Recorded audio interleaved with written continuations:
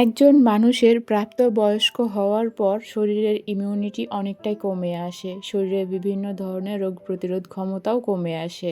শরীরে বদহজমের সৃষ্টি হয়, যেটা কিনা শরীরকে অনেকটাই অসুস্থ করে ফেলে। তবে শরীরকে সুস্থ রাখতে আমাদের সকলেরই উচিত আমাদের খাদ্যাভ্যাসের একটু পরিবর্তন করা। প্রতিদিন সকালের খাবারের তালিকায় আমরা যদি পুষ্টি জাতীয় কিছু খাবার রাখি, যেটা আমাদের শরীরকে সুস্থ রাখতে সাহায্য করে, আমাদের রোগ প্রতিরোধ ক্ষমতা বৃদ্ধি করতে সাহায্য করে, তাহলে আমরা খুব সহজেই সুস্থ থাকতে পারি। অন্ততপক্ষে সহজলভ্য কিছু খাবার দিয়ে আমরা আমাদের প্রতিদিনের সকালটা শুরু করতে পারি। তো চলুন এত কথা না বলে স্বল্প পরিসরে একটু জেনে নেই। প্রতিদিন সকালে খাবারের তালিকায় যদি আমরা 3-4টে খেজুর রাখি, তাহলে আমাদের শরীরের অ্যাক্টিভ এনার্জি পেয়ে থাকি। সারাদিনের অতিরিক্ত পরিশ্রমের পরেও শরীরকে অ্যাক্টিভ রাখতে, শরীরের এনার্জি ঠিক রাখতে খেজুর আমাদেরকে অনেকটাই সাহায্য করে। খেজুরের গুণাবলী অপরিসীম। এর গুণাবলী বলে শেষ করার মতো না, তারপরও অল্প পরিসরে একটু বলে নিতে চাই। খেজুর আমাদের শরীরকে অ্যাক্টিভ রাখে, যে কোনো পরিশ্রম থেকে ক্লান্তি দূর করতে অনেকটাই সাহায্য করে।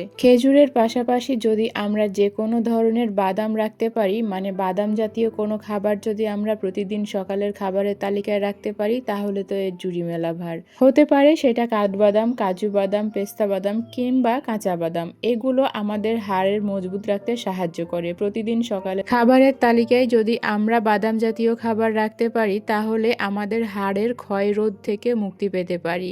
এরপরে আসি ফল জাতীয় খাবার নিয়ে। আমরা যদি আমাদের প্রতিদিনের খাবারের তালিকায় অল্প করে হলেও ফল জাতীয় কোনো খাবার রাখতে পারি, বিশেষ করে ভিটামিন সি জাতীয় খাবার, তাহলে আমরা আমাদের শরীরকে অনেকটাই সুস্থ রাখতে পারি। আমরা যারা বাইরে কাজ করি, তারা মূলত সকালে খাবারটা শেষ করে আমরা বাইরে চলে যাই, আর সারাদিন রোদের মধ্যে দৌড়াদৌড়ি করে আমাদের শরীরে ভিটামিন সি এর ঘাটতি পড়ে। আর যদি আমরা সকালে ভিটামিন সি জাতীয় খাবারটা খেয়ে থাকি, তাহলে আমাদের সেই ঘাটতিটা পূরণ করতে অনেকটাই সাহায্য করে। এর সাথে যদি আমরা আমাদের সকালের খাবারের তালিকায় প্রতিদিন একটি করে সিদ্ধ ডিম রাখতে পারি, তাহলে তো এর জুড়ি মেলা ভার। ডিমের পুষ্টি গুণাগুণ সম্পর্কে আশা করি আমরা সকলেই অবগত রয়েছি।